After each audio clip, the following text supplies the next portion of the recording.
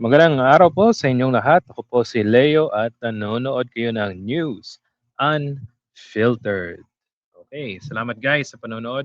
Kung nagustuhan niyo po yung past videos natin, paki-hit po ng like and subscribe button. And you can always comment po any topic that you'd like to talk about.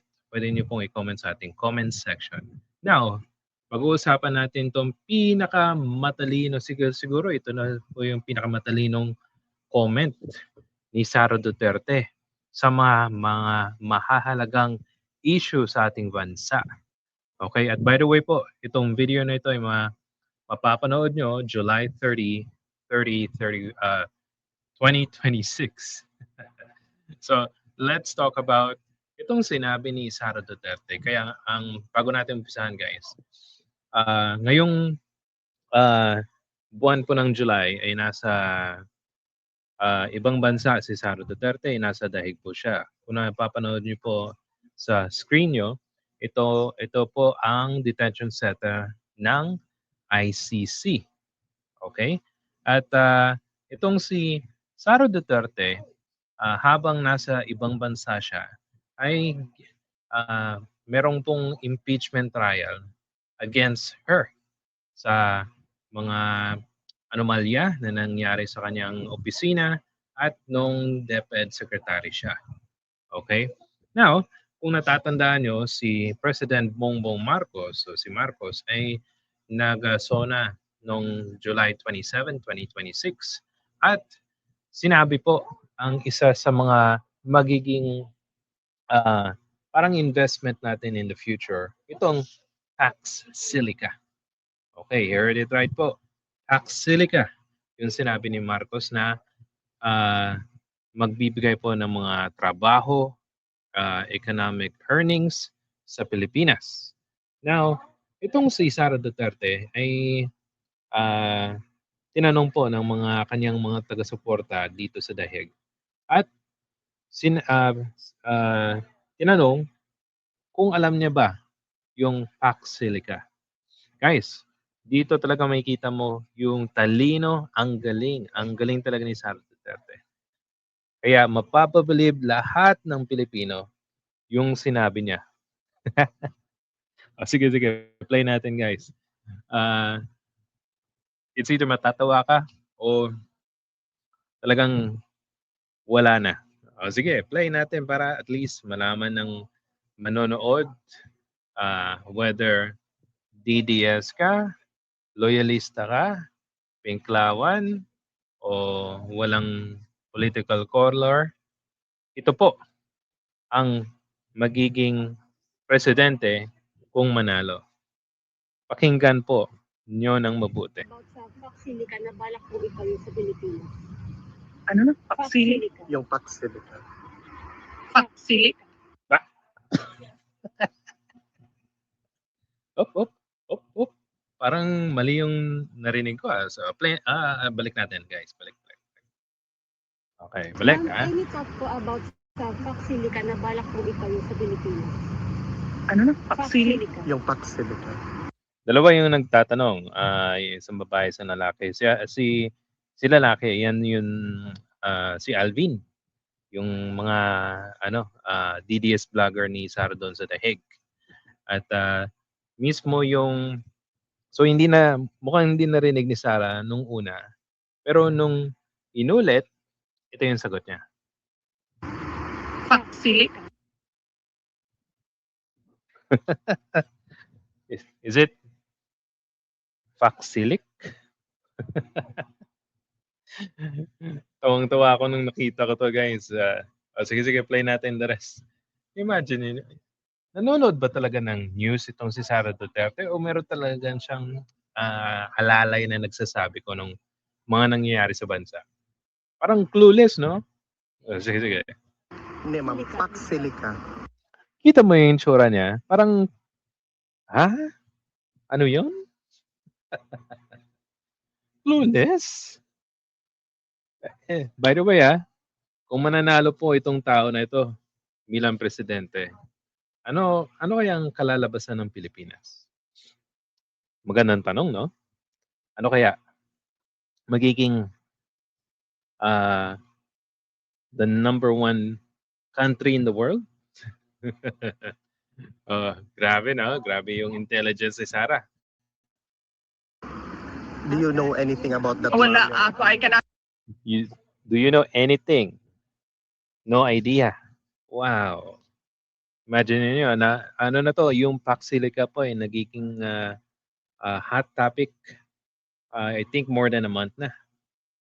Kasi nga sa mga environmental issues at epekto sa mga tao. Pero Vice President natin walang alam. Ano ba naman 'yan? Not comment on that. So wala siyang comment eventually. Kasi nga walang knowledge, walang stock knowledge. Wala. Nasaan yung utak ni Sara Duterte? Sige, tingnan natin kung meron pa. Kung masasabi niyo, ma'am, sa mga kabataan ngayon na nagiging violent na po sila? Okay, ibang issue na. Clearly po, kitang-kita nyo kung ano yung Vice President ng Pilipinas kung pag-uusapan yung Paxilica. No comment, walang alam, tapos clueless yung kanyang itsura. Tingnan natin ulit yung itsura niya. Yan. Yan po ang magiging presidente kung manalo. Grabe guys. Ito na ba? Ito yung nilalaban ng mga DDS? 'Di ba? Hindi man lang sila mahiya. Tapos yung mga taga-interview, yung mga nag-i-interview sa kanya, hindi niyo na ba, 'di ba, kontrolado ng mga Duterte yung interview eh. Hindi ba sila nag-rehearse o pag-usapan, anong i-interview niyo sa akin bago i-play, 'di ba? So dito clearly parang walang communication, hindi pinaghandaan ng mabuti.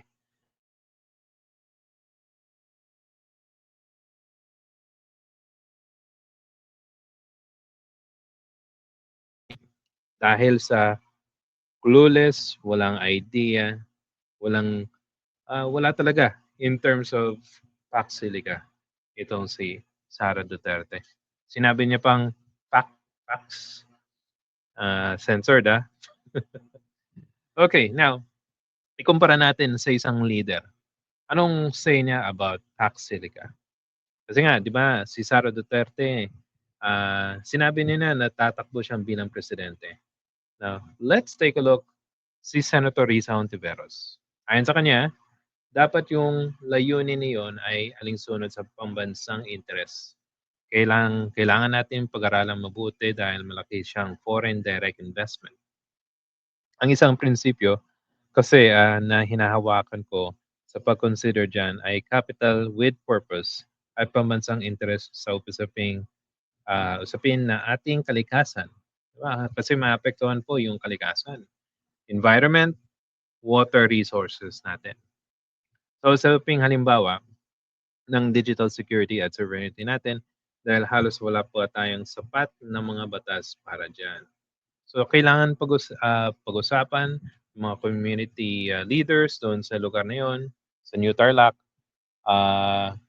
mga civil groups, any groups na related po sa magiging pagpasya na ilagay yung Paxilica. Dapat talagang kailangan pag-usapan ng masinsinan kasi hindi lang to simple lang eh. Pwede itong, imagine niyo, more than 1 million gallons of water per day ang kailangan ng isang data center. Okay? Kasi nga, supercomputers ang nasa loob ng data centers.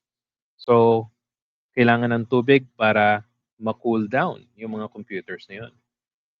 Yan ang mga pwedeng consequences.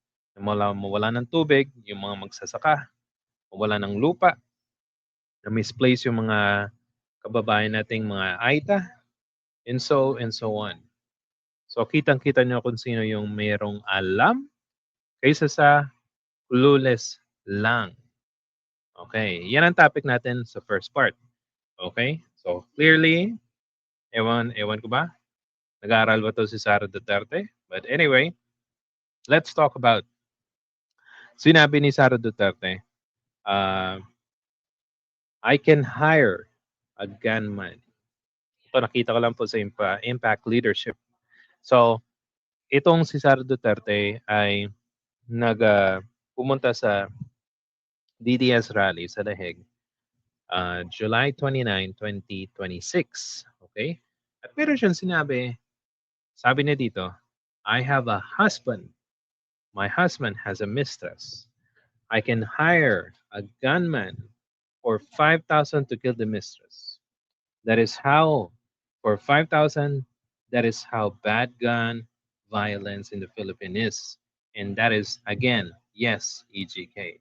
So dito, hinanambawa niya yung, kung meron siyang, kung kanyang asawa daw, na meron mistress, pwede daw siyang mag-hire ng gunman para patayin yung mistress sa 5,000 lamang.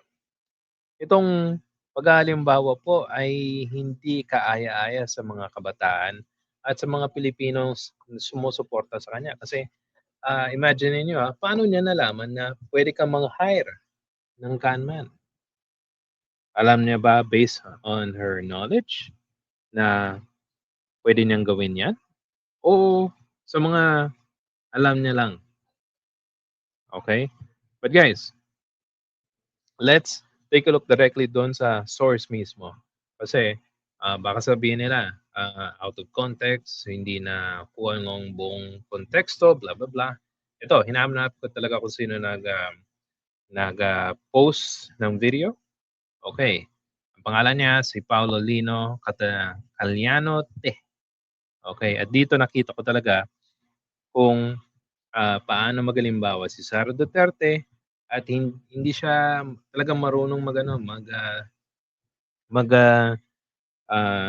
magsalita ng anong dapat sasabihin sa harapan ng mga tao. Kasi kung ikaw mismo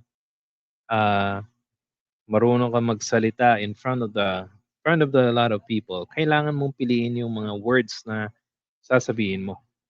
And if hindi mo ginawa yan, that can actually trigger something. Okay? So play natin dito. Ito yung video na nakita ko. 37 minutes pero kinuha ko lang yung mismong sinabi niyang gunman. So, a few seconds before noon, ito yung umpisa. Okay? Say right now, if the victims are truly victims of the drug war, because gun violence is so common in the Philippines.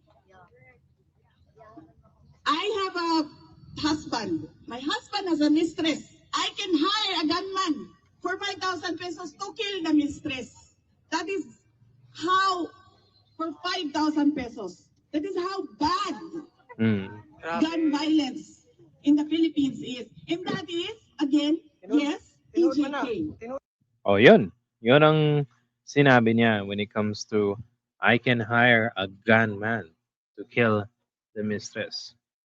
Hindi niya sinabi na, for example, ito, ano lang, para sa akin lang.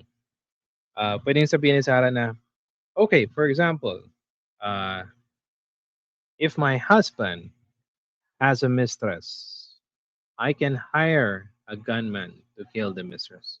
For example, kasi nga, pwede mo sabihin niya, for example, meron akong ganito, ganyan.